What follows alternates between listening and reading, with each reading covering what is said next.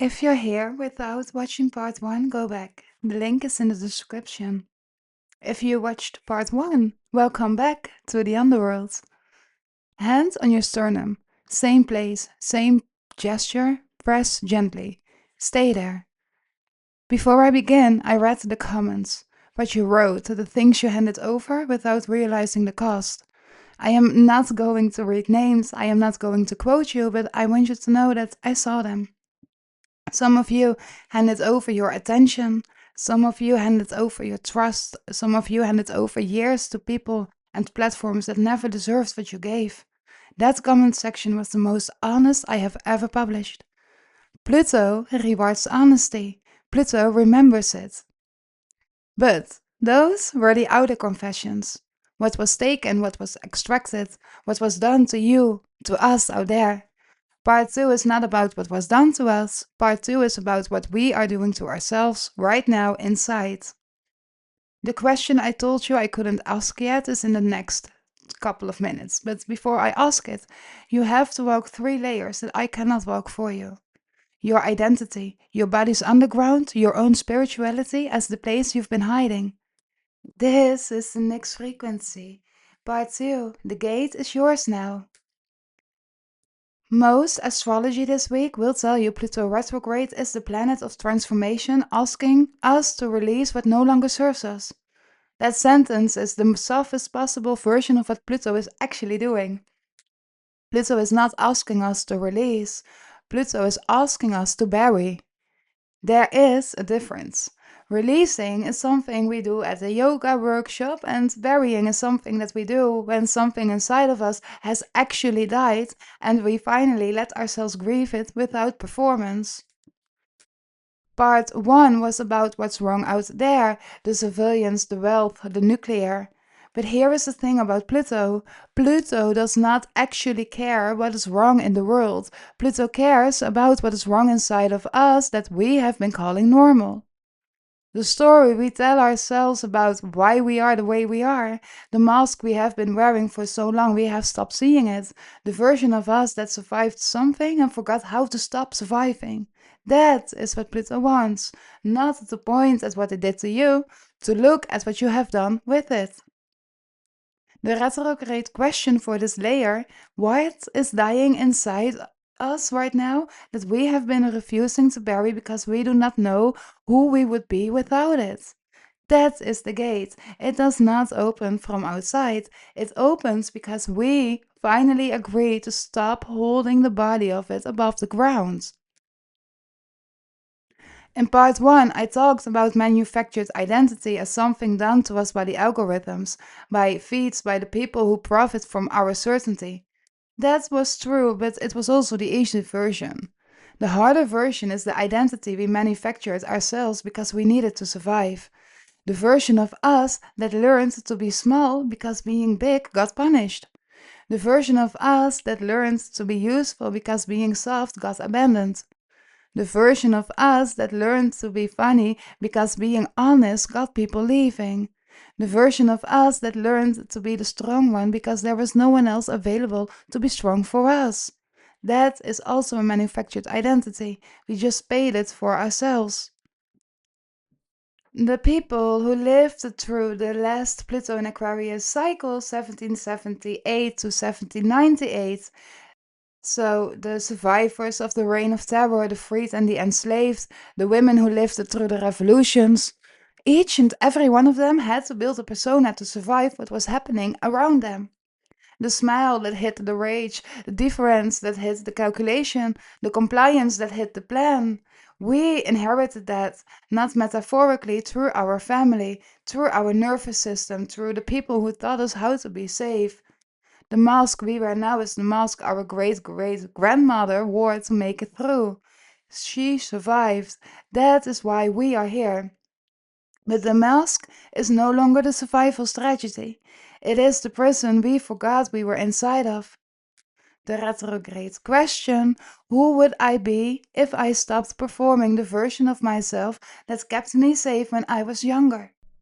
We don't have to know the answer, we just have to admit the version is a version, not a self. In part 1, I talked about the body as a battlefield, something the system was acting on. This layer is different. This is about what is buried inside the body that no system puts there. Pluto rules the parts of the body we do not talk about at dinner: the pelvis, the bowels, the reproductive system, the bone marrow, the places we store shame, rage, inherited grief, sexual memory, the things we did and the things that were done that we never named out loud. Try this. Take the hand that has been on your sternum and move it lower. Rest it on your lower belly just below your navel and press gently. That is Pluto's seat in your body. The pelvis is not poetic, it is a literal storehouse. What we could not metabolize emotionally gets stored there.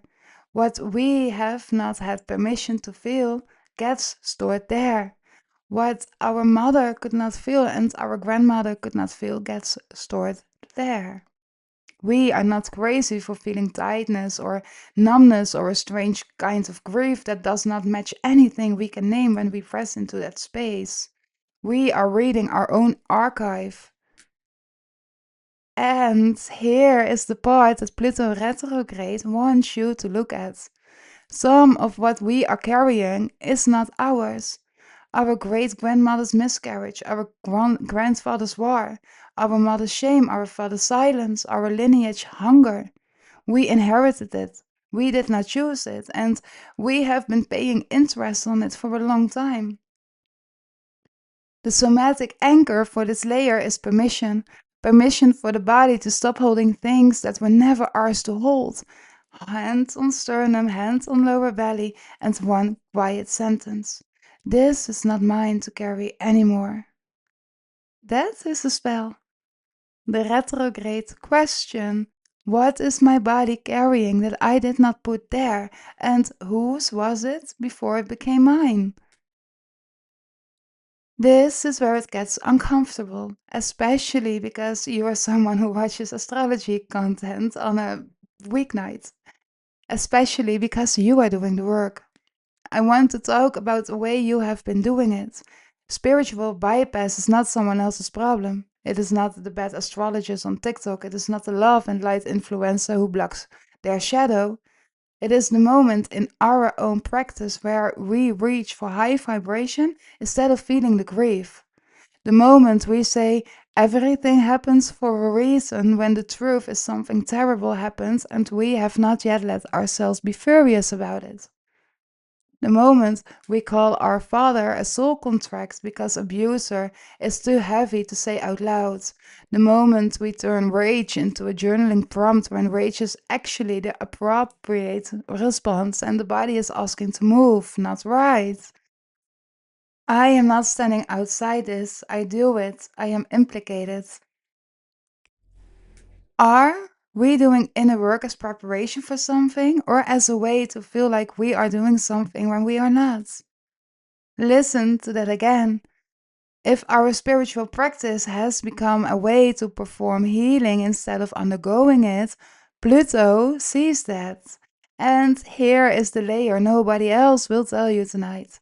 We are not staying in the shadow pattern because we cannot see it.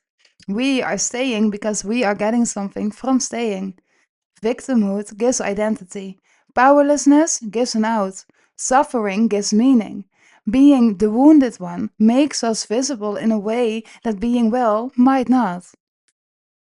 Pluto retrograde knows this. Pluto is not impressed by how much shadow work we have done. Pluto wants to know what we are gaining from not changing.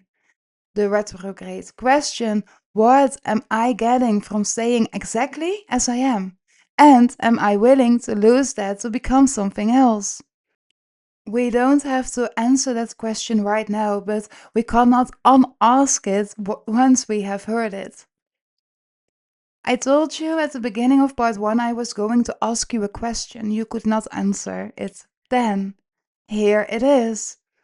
Knowing what you know now about what you handed over, about who you became to survive, about what your body has been holding, about what you have been getting from not changing. Are you willing to bury what is already dead inside of you? not release. Bury. Are you willing to bury what is already dead inside you so that something that has been waiting to be born can finally arrive? That is the question.